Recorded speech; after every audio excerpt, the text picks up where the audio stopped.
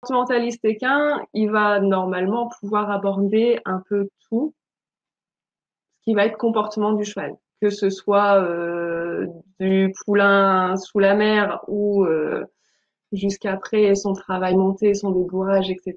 L'idée, en fait, c'est pour moi, dans un premier temps, d'être dans l'observation, de voir ce qui se passe, que ce soit en interaction ou non avec l'humain, de le voir dans son environnement normal, quotidien. Et après, bah, juste de savoir ce qui est entre guillemets normal ou pas pour un cheval qui va être dans son milieu-là. Et après, bah, qu'est-ce qu'on veut modifier? Pourquoi l'humain nous a appelés? Qu'est-ce qui ne lui plaît pas ou qu'est-ce qu'il voudrait améliorer ou complètement changer? Et à partir de là, qu'est-ce qui, dans son interaction, fait que le cheval réagit comme ça? Alors que ce n'est pas ce qu'on cherche. Je pense que déjà, quand on se pose ces questions-là, on a pas mal de réponses qui se mettent en place. Et après, ben, on voit ce qui est adapté notamment au cheval et à l'humain. Parce que le cheval, comme je le dis souvent, que le cheval fasse les choses parce que moi je le demande, à la limite, je m'en fiche, c'est même normal, c'est bon signe. Maintenant, l'idée, c'est vraiment que le cheval prenne confiance avec l'humain et que l'humain comprenne ce que le cheval attend aussi de lui pour pouvoir mieux le comprendre. Donc en fait, c'est vraiment tout un système de détricotage, on va dire, de remise en question de comment on fonctionne pour savoir comment son cheval fonctionne réellement profondément et ce qui va être adapté pour pouvoir y arriver.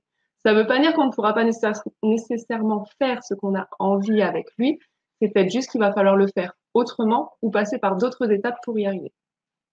J'ai parlé de remise en question constante, c'est, je pense, avec les chevaux, avec les animaux de manière complètement générale, même avec l'humain d'ailleurs, qui est pour moi un animal comme un autre. Euh, c'est une base pour moi qu'il faut vraiment pas oublier. C'est-à-dire que même si on pense partir sur ce qu'on connaît, sur ce qu'on sait, sur ce qui est acquis, il y a un moment donné où tout peut basculer, tout peut devoir se remettre en question. Où on comprend pas pourquoi, mais du jour au lendemain, ça ne fonctionne pas. Alors, soit on part du principe que le cheval est complètement taré et qu'il n'y a rien à faire et qu'il faut changer de cheval, soit. Problème qui peut se répéter du coup avec d'autres chevaux à chaque fois. Enfin, je pense que tu dois savoir de quoi je parle, Emmanuel.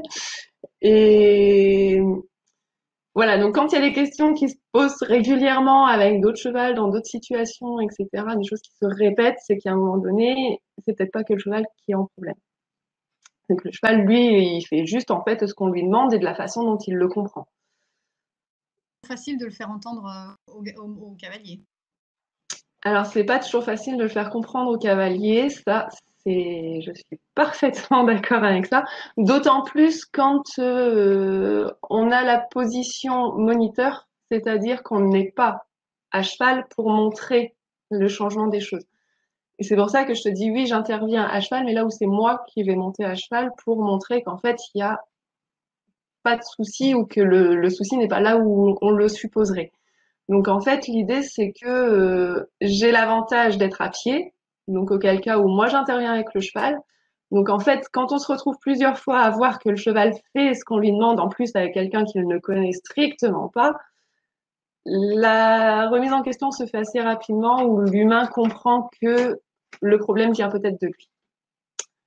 J'ai apparemment cette faculté-là à les remettre dans la situation qui fait qu'en fait ils en font le décryptage seul. C'est-à-dire que c'est pas moi qui vais leur dire, vous n'avez pas compris que tant que vous ferez comme ça ne marchera pas. L'idée, c'est pas de le mettre en difficulté, ni le cheval, ni l'humain d'ailleurs.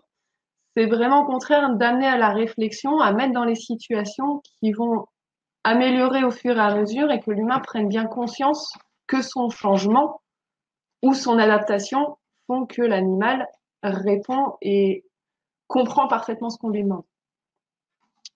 Donc voilà, ça c'est vraiment pour moi la base. Donc du coup, quand on comprend ça, alors ça peut faire mal parce que parfois on se retrouve face à soi-même, à une partie de soi qu'on voulait pas forcément voir ou qu'on a occulté. Donc c'est là où le travail sur l'humain est très très important parce que bon, c'est du comportementalisme équin, mais en fait on travaille aussi énormément sur l'humain. Donc là, la gestion du côté un peu psy, on va dire.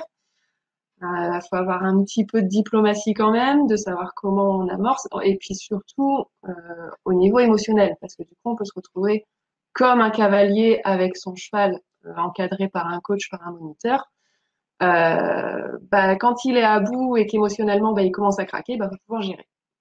Donc, ce qui arrive, c'est faut pas se le voiler, hein, on change des choses. Donc, et quand on a 40 ans d'équitation, qu'on fonctionne d'une même manière, qu'il y a quelqu'un qui débarque et qui vous dit bon en gros là je te fais comprendre qu'il faut que tu changes tout, ouais, émotionnellement parlant, c'est très compliqué. Donc du coup, là c'est à lui, au comportementaliste équin, pour le coup peut-être un peu humain, qui doit désamorcer ça et montrer qu'en fait, tout se passe franchement en douceur et qu'on n'est absolument pas là pour mettre de la pression, que ce soit sur le cheval ou sur l'humain. Je vais partir du principe où on a tendance à me dire assez souvent, mais à son âge, est-ce que c'est possible? Ça, vous avez peut-être déjà dû l'entendre beaucoup de fois. Est-ce que c'est possible de changer quelque chose à son âge? Alors, pour l'exemple, pour remettre en circonstance, un trotteur de 17 ans qui part sur 18 ans, qui ne galope uniquement sur des montées comme ça parce que on le pousse à fond et qu'en fait sa seule possibilité de pouvoir y aller vraiment c'est d'enclencher le galop. Euh, Sinon sur du plat ou sur des situations autres, jamais de galop d'enclencher. Quand quand il venait nous voir au pré, le copain de pré, lui était plein galop, que lui était encore au grand trot, même s'il le doublait au grand trot, il restait au grand trot, impossible de lui faire prendre le galop. Donc voilà, la propriétaire qui me demande si on peut éventuellement faire quelque chose ou pas, si avec son état physique on peut l'aider à amener ça ou pas. Je dis, bon, on va voir ce que lui il nous dit, s'il en est capable, s'il en a envie, si voilà. Donc là pour le coup j'ai fait un travail donc monté à proprement parler avec le cheval, où c'est moi donc qui me suis mise à cheval avec pour vraiment le remettre en situation physique parce que bon à 17 ans qui arrive sur 18 ans, un cheval qui n'a pas énormément travaillé, forcément, il faut le remettre en condition physique. Et arrivé une séance où le cheval, là, je lui proposais les départs au galop. Il les faisait pas, j'ai envie de dire. C'était pas, c'était pas l'objectif premier d'avoir un départ au galop, c'était juste qu'il comprenne les aides, qu'il prenne son équilibre et qu'il me dise s'il est prêt ou pas. À un moment donné, il a été prêt, il a fait une foulée de galop. Il s'est arrêté net, tout simplement parce que ça, dans les courses, c'est interdit. Donc, il s'attendait à se faire matraquer, j'ai envie de dire. Ce que j'ai fait, c'est que je me suis penchée sur l'encolure, je l'ai félicité à fond et j'ai décellé, débridé, je l'ai laissé là, je suis partie.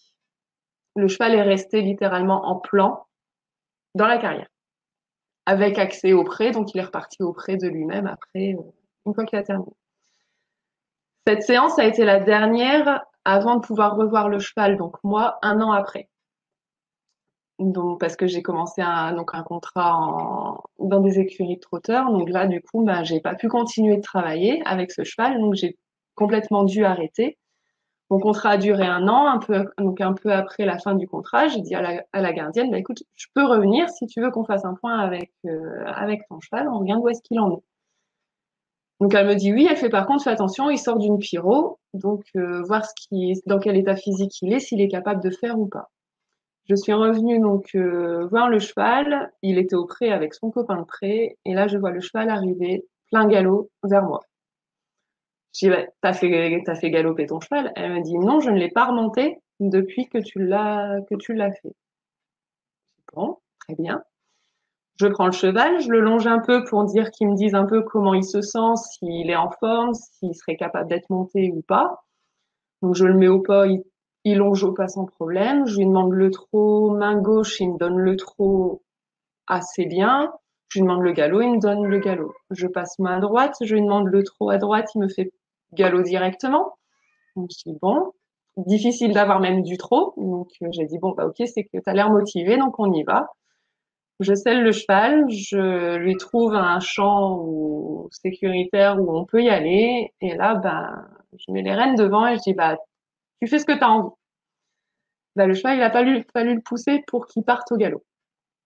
Donc j'ai dit bon c'est que tu as bien retenu la leçon qu'on a faite, une seule leçon qui a enclenché le départ au galop et en fait il avait juste compris qu'il avait le droit. Voilà. Le cheval a juste compris qu'il avait le droit. Et au final, il m'a fait 3 longueurs de près au galop. C'est juste l'endurance dont il manquait qui l'a fait revenir au trot et s'arrêter. Mais voilà, donc je suis rentrée avec lui et puis j'ai dit à sa propriétaire, mais ton cheval galope, il n'y a aucun problème avec ça. Et donc le cheval avait 18 ans.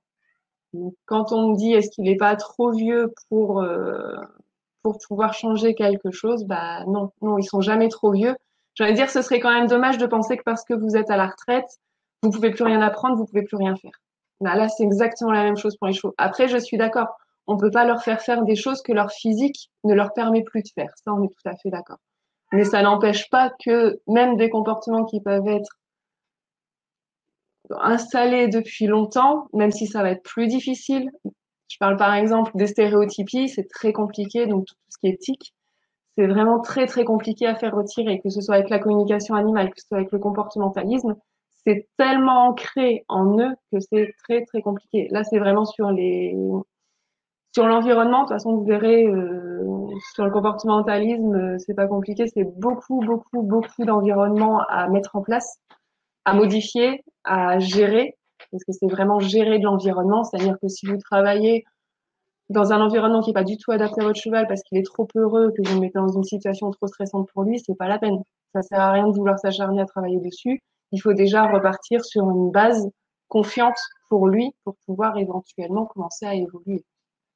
Voilà. Donc voilà, ça c'est vraiment mon anecdote pour parler comme ça, mais c'est bien plus que ça, qui me montre vraiment en fait que ben, la remise en question, ne pas perdre espoir parce que de toute façon, si on y croit, on arrivera à faire quelque chose. Et eux, bah, il faut juste les mettre sur la ligne pour que ça fonctionne. Après, il faut juste les écouter et c'est eux qui nous disent où est-ce qu'ils veulent aller et comment on y va.